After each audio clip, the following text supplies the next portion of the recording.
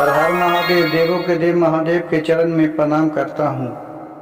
दुर्गा माँ के चरण में प्रणाम करता हूँ।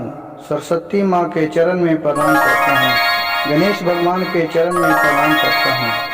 गुरु भाई गुरु बहनों के चरणों में प्रणाम करता हूँ। अमावस्या और पूर्णिमा दो अपने सगे गोतनी थी। अमावस्या थी जो बहुत ही शिव भक्त थी, वो शिव चर्चा में बहुत ज्ञान रखती थी और देवता देवी के बहुत मानती थी। लेकिन जो पूर्णिमा थी वो इस सब पर विश्वास वो नहीं करती थी। उसके पास बहुत ही छल कपट था और अमावस्या के पास कोई छल कपट नहीं थी। ये साफ दिल के आदमी थी। दोनों एक राजा के यहाँ दोनों को शादी हो गया। वो राजा के दो लड़का था। अमावस्या से हो गया बड़े लड़का का शादी और पूर्णिमा से हो गई छोटे लड़का के शादी। अब दोनों हुआ रहने लगे। कुछ दिन बीतने के बाद राजा का उम्र थक चुका था, बुढ़ापा हो चुका था। वो अपने धर्म पत्नी से बतिया रही है। एक दिन महल में बैठ के कि हे पत्नी, इस अब उम्र हमको थक गया, अब क्यों न हम बड़े बेटे को जो अमावस्या के पति है उसको राजपाट सौंप दूं। वो अच्छा सुशील लड़का है, उसके पास किसी तरह का छल कपट नहीं है, उसको राज्य चलाने का पूरा अंदाज बना है, वो सभी प्रजा को ध्यान रखता है। उसके पिता मम्मी ने बोली कि हाँ ठीक ही कहते हैं। ये सब पूर्णिमा थी जो सुन रही थी दरवाजे के बाहर खड़ा होकर। वो जब सुनी तो सोच रहा है कि एक बड़े अमावस्या के पति अगर राजगद्दी पर बैठ जाएगा तो हमको तो कोई वैल्यू ही नहीं रहेगा। बड़ा है तो क्या, हम छोटा है तो क्या, हमको ये अधिकार नहीं है, कम से कम आधा अधिकार तो हमको है। लेकिन अमावस्या के दिल में ये सब नहीं छल कपट कुछ था। अब पूर्णिमा के मन में बहुत ही छल कपट भरी हुई थी। वो अपने पति से बोला, रात में बोली कि हे जी, ये देखिए, ये अमावस्या के पति को अपने ससुर जी बोले हैं कि उन्हीं को राज गद्दी सौंप देंगे। तो उसका पति बोला कि क्या है तो उसमें बुराई, वो बर भाई है, ठीक है तो है। कहा कि नहीं नहीं, ये ठीक नहीं है, बर है तो क्या हुआ, उसी का अधिकार है, हमको अधिकार नहीं है। मैं क्या एक नौकरानी बन के इस घर में रहने के लिए आया हूँ। बहुत समझाया अमा पूर्णिमा को उसके पति, लेकिन औरत औरत ही होता है ना। वो अपने जिद पर अड़ी रही, वो उसके बात नहीं मानी और इतना वो अपने पति को कान में भर लिया। कहा ठीक है, तुम जैसा सोचो वैसा करो। ये सब बात सुनकर पूर्णिमा और उसका पति दोनों अपने घोड़ा पर सवार होके और निकल दिया रात में, किसी को बिना बताए। वो चलते चलते एक घनाघोर जंगल में पहुंच गई। वहां देख रहा है कि उसको प्यास लगा और भूख लगा, तो देख रहा है कि जंगल में तो कहूँ खाने के लिए कुछ भी नहीं है, क्या खाऊं, भूख लग रहा है बहुत कस के। तो जंगल में एक जगह देख रहा है कि एक रोशनी आ रहा है जंगल से। तो पूर्णिमा के पति ने बोला कि ये जी देखिए ना, वहाँ रोशनी आ रहा है, लगता है कि वहाँ कोई आदमी है, चलिए ना हम लोग वहाँ पर कुछ खाने पीने को मिल जाएगा। वहाँ ये दोनों गए तो देख रहे हैं कि एक बहुत ही जादूगर महात्मा जो आगे पीछे बहुत जानता है, वो वहाँ तप में लीन था। वहाँ जाकर ये दोनों दंडवत प्रणाम किया बाबा को और बोले कि हे बाबा, हमें कुछ यहाँ खाने के लिए मिल लेगा, मैं बहुत ही भूखा हूँ और प्यासा हूँ। इसका बात सुनकर बाबा का ध्यान टूट गया। तो देखा कि ये पूर्णिमा और इसका पति है। इसका जो दिमाग में पूर्णिमा का चल रहा था, ये सभी कहानी ये बाबा ने जान लिए। बाबा जोर से हंसने लगे और बोले, पूर्णिमा, तुम तो एक राज के गद्दी पर बैठने से पहले ही भाग आया। तुम तो खुद अमावस्या को छूट दे दिया। अब उसको राज तिलक होने से कौन रोक सकता है? तुम तो यहाँ चलाई, अगर वहां रहती तो कुछ तो विघ्न डालती।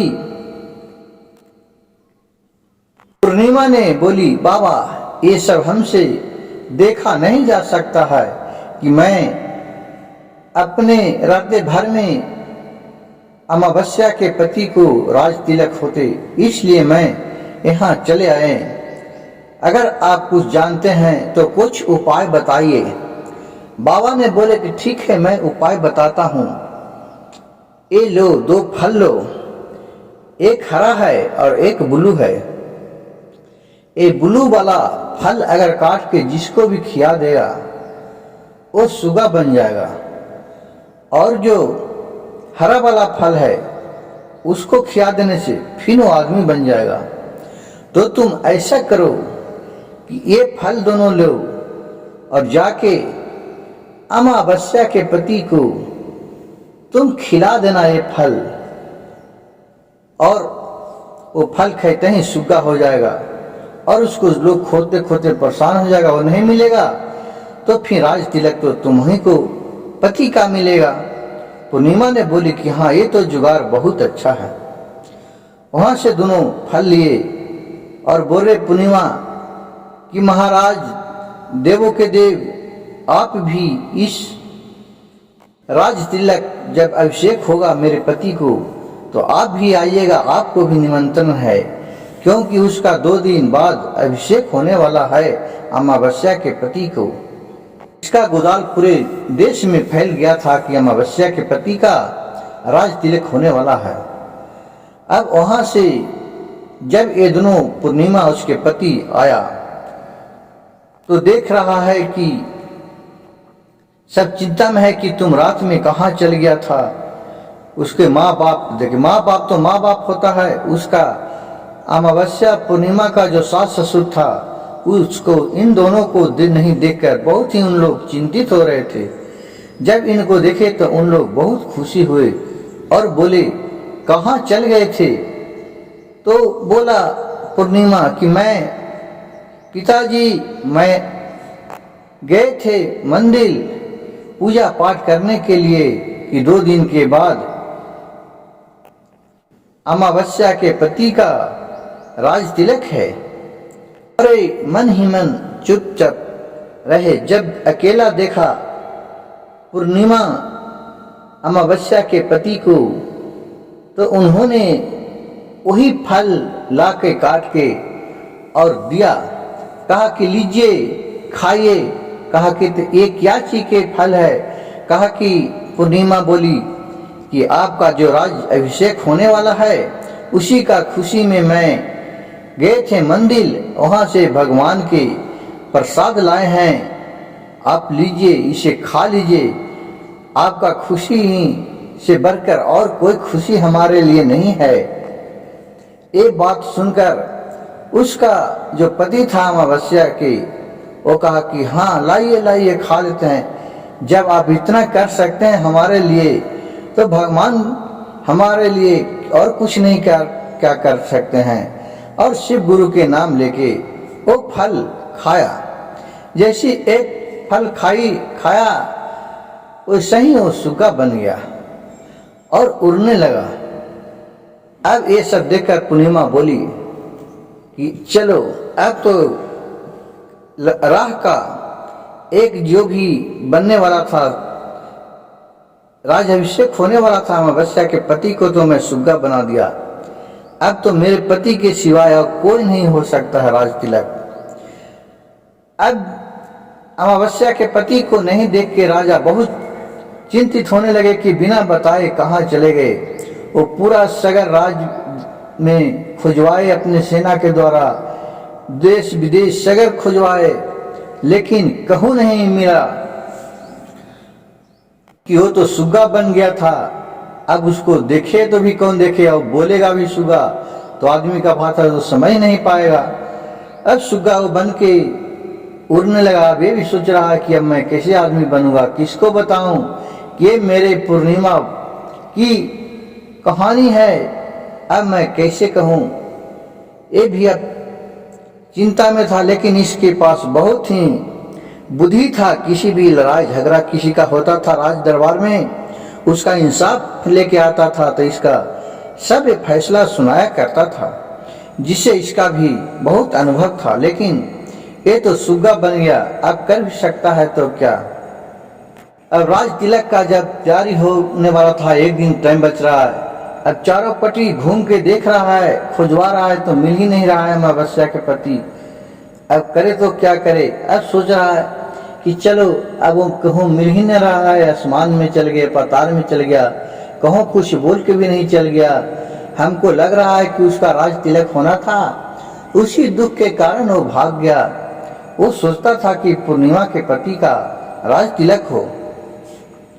लेकिन अमावस्या शिव मंदिर में जाके बोलने लगी कि हे देवों के देव महादेव, मेरे पति कहाँ चले गए, जहाँ भी हो उन्हें सुरक्षित तरी घर लावे।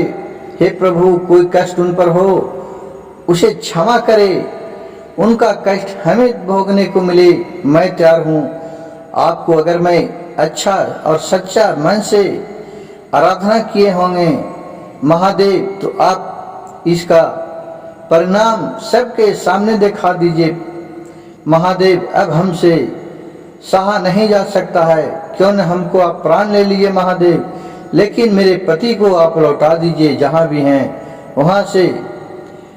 ये सब बात सुनकर महादेव को ध्यान खुला, तो देख रहे हैं कि वो सुग्गा के रूप में उड़ रहा है।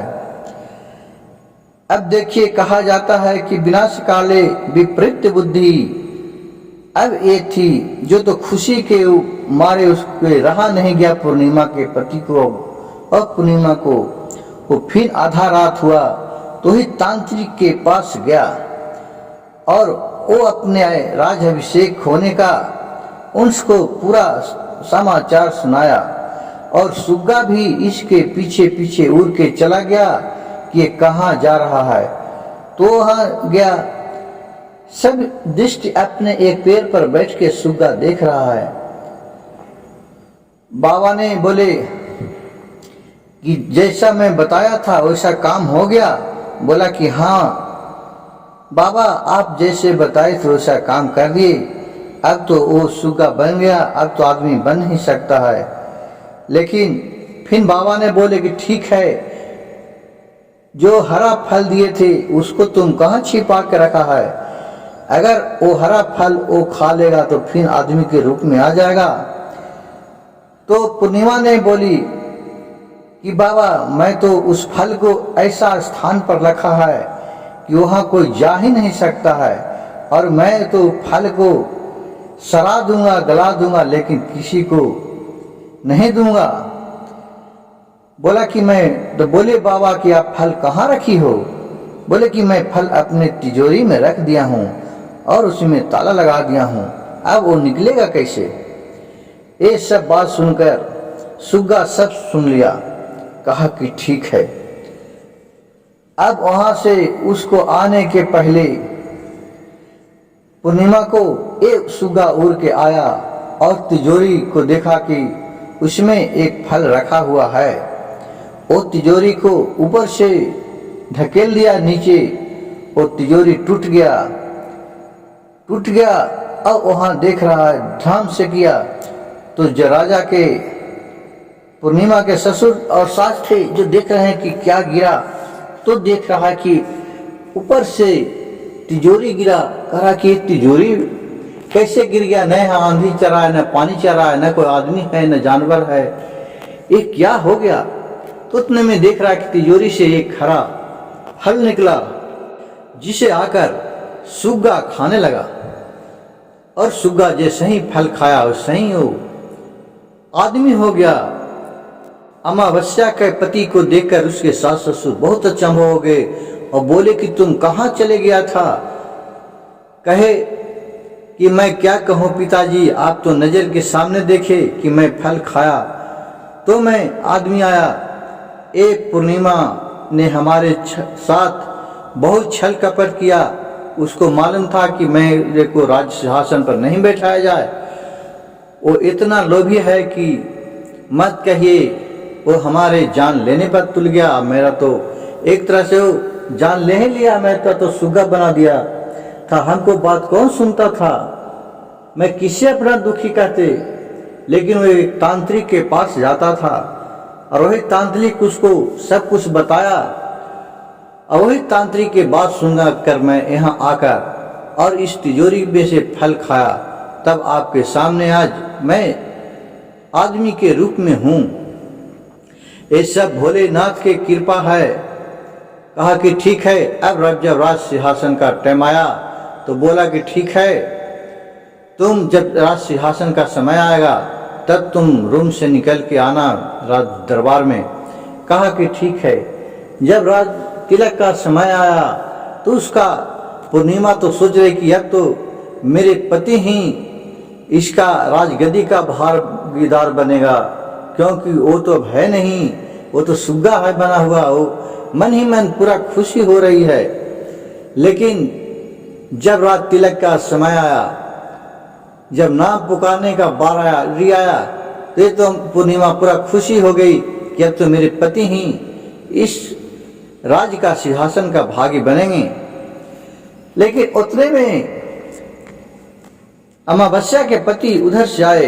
ये देखकर सब अचंभ हो गए और फिर पूर्णिमा बोलने लगी, कहाँ चले गए थे आप? आपको तो खोदते खोदते और आप में बहुत चिंता कर रहे थे, मैं बहुत रो रही थी कि कहाँ आप चले गए। ये सब कहानी सुनकर सारा कहानी उसी राज दरबार में अमावस्या के पति बता दिया। इससे गुस्सा होकर राजा पूर्णिमा को और उसके पति को अपने राज दरबार से निकाल दिया। बोला कि हमारे राज इसका यही गुनाह है कि आज से मेरे राज दरबार में ऐसा आदमी इस राज्य में नहीं होना चाहिए। इसको जाके अपने राज्य से दूसरा राज्य में पहुंचा दो।